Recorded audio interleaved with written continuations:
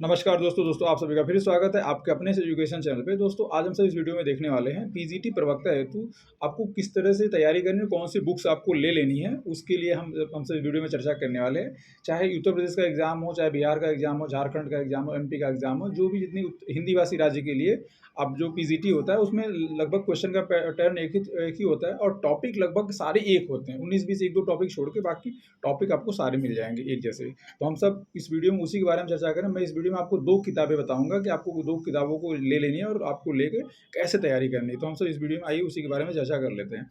दोस्तों स्क्रीन पे आपके सामने ये दिख रहा है। सबसे पहले आप जो है सबसे पहले ये आप बुक ले सकते हैं जो जो है घटना चक्र जो पब्लिकेशन है, इस पब्लिकेशन का काफ़ी अच्छी बुक मानी जाती है। तो ये आप किताबें ले सकते हैं। ये इस किताब में क्या है कि ये पूरा क्वेश्चन बैंक है। यूँ समझ लीजिए कि 2000 से या उसके पहले से जो भी एग्ज़ाम चले आ रहे हैं पीजीटी के, इवन टीजीटी के भी जितने क्वेश्चन हैं, तो इसमें इस पूरे क्वेश्चन का एक बैंक दे दिया हुआ है। तो यूँ समझ लीजिए इससे क्या होगा कि आपको पुराने क्वेश्चन कैसे आते हैं, कैसे रहे हैं, अभी तक पेपर कैसे सेट होता है, सारी चीज़ें आपको पता चल जाएंगी।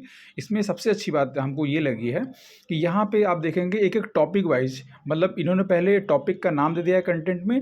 अब जैसे आप ये देखेंगे, पहला पेज आप देख लें, पहले आप तो ये देख लीजिए कि इतने सालों का इसमें क्वेश्चन बैंक दे दिया गया है। लगभग 15 सालों का ये जो है या 16 सालों का जो है इसमें क्वेश्चन बैंक, यानी 16 एग्ज़ाम का अदर स्टेट में जो भी एग्ज़ाम में प्रवक्ता पद हेतु वो दे दिए गए हैं।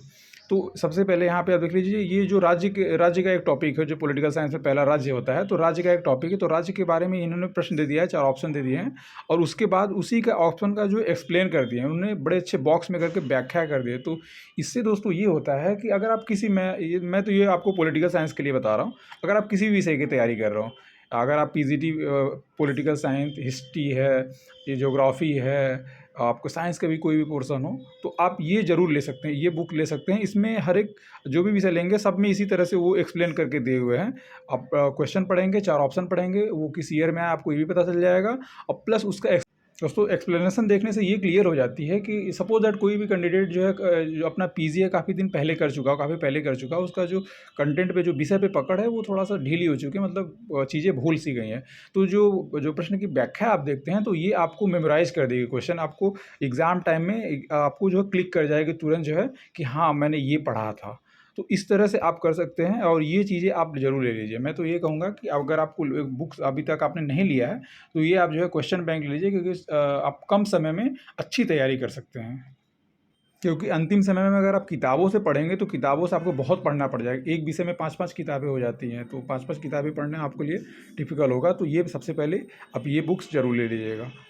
दोस्तों अब हम आगे ये भी देख लेते हैं कि अगर आप बीपीएससी की तैयारी करें तो जो बीपीएससी में जो 40 नंबर का जीएस वाला पोर्शन आता है उसके लिए आपको क्या पढ़नी है। तो उसके लिए ये महेश कुमार बर्णवाड़ की बड़ी अच्छी किताब है। ये एनसीईआरटी का जो है एक सार संग्रह है, मतलब कक्षा 6 से लेकर इंटर तक के लिए, इंटर तक की जितनी एनसीईआरटी है उसका एक पूरा निचोड़ इसमें इस बुक्स में दे दिया गया। तो ये आप किताब जरूर ले लें। यहाँ पे इसमें देख सकते हैं टॉपिक वाइज टॉपिक जो है इसमें दे दिया गया है। जैसे आप देखेंगे जो भारतीय राज्य व्यवस्था है, जियोग्राफी के बारे में दे दिया है और जो वर्ल्ड जियोग्राफी भी इसमें दी हुई है, इन्वायरमेंट दिया हुआ है। साइंस के जितने पोर्शन आते हैं, जैसे बीपीएससी में जरूर आएंगे, साइंस के क्वेश्चन आते हैं 7-8, तो उसमें आप फिजिक्स, केमिस्ट्री और बायो के इसी क्वेश्चन है, ये वन लाइनर है, फॉर्म में आप पढ़ सकते हैं। ये बड़ी अच्छी किताब है। आप जो एनसीईआरटी का पूरा निचोड़ है, विभिन्न परीक्षाओं में आपको, अगर आप तैयारी करें किसी भी एग्जाम की, तो ये किताब तो आपको मस्ट होनी चाहिए। अगर बीपीएससी की तैयारी कर रहे हैं तो बीपीएससी में पीजीटी की तैयारी कर रहे हैं तो आपने अपने विषय की ले ली किताब, प्लस जो 40 नंबर का पोर्शन है उसके लिए आप ये ले सकते हैं। ये बहुत अच्छी किताब है। ये बड़े शार्ट में एनसीईआरटी आपको पढ़नी चाहिए, तो ये पूरे एनसीईआरटी का एक निचोड़ है।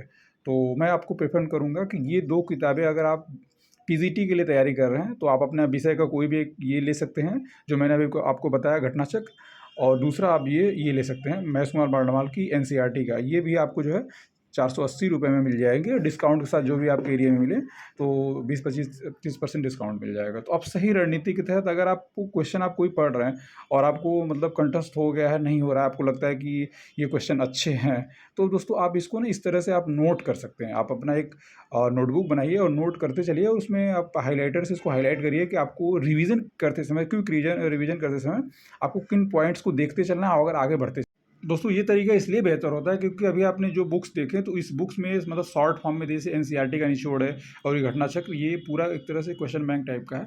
उससे भी आप अपने प्योर चीज़ें निकाल के आप अगर आप नोटबुक में नोट करते हैं, जब आप रिवीजन करेंगे तो आपको बहुत आसानी होगी, बहुत अच्छा लगेगा कि नहीं, मतलब आप एक बार देखेंगे तो आपको पिछली चीज़ें याद आ जाएंगी कि बुक्स में क्या क्या दी हुई। तो इस तरह से आप कर सकते हैं अगर आप किसी भी एग्जाम की तैयारी कर रहे हो। मैं तो यहाँ पीजीटी के लिए बता रहा हूँ, अगर आप टीजीटी की तैयारी कर रहे हैं तो उस हिसाब से कर सकते हैं। अगर आप 6 to 8 या प्राइमरी लेवल की तैयारी कर सकते हैं तो अपने हिसाब से आप नोट्स ज़रूर बनाएं अपने हाथ से लिखे हुए, क्योंकि उससे जो है आप उस कंटेंट को याद कर सकते हैं। मतलब ये जो याद करने की जो आपकी कैपेसिटी है वो बढ़ जाती है। अपने अपने लिखी हुई चीज़ें बड़े आसानी से याद हो जाती हैं।